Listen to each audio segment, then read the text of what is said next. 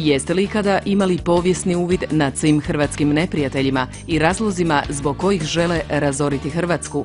Jeste li ikada tražili razloge zbog kojih Europska unija na ponižavajući način ucjenjuje Hrvatsku i nameće neljudske uvjete za pristup u tu novu Jugoslaviju? Zbog kojih je razloga Britanija počinitelj genocida nad Hrvatima nakon Drugog svjetskog rata i zašto je nositelj optužbi Haškoga suda i uvijek iznova stvara nove Jugoslavije? Ako sve to niste znali, a želite imati kompletan uvid u razorne činjenice zbog kojih se Hrvatsku baca na koljena, potražite knjigu Povijest hrvatskih neprijatelja autora Emila Čića. Magistar znanosti i akademik Hrvatske akademije znanosti i umjetnosti u dijaspori sa središnjicom u Švicarskoj, Emil Čić, sveukupno je objavio 9 autorskih knjiga.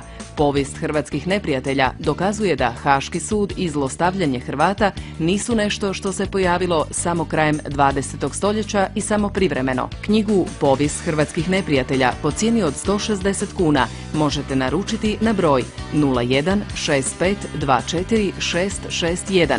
Narudžbu možete potražiti i na web stranici autora ili poslati na mail adresu ecic@inet.hr.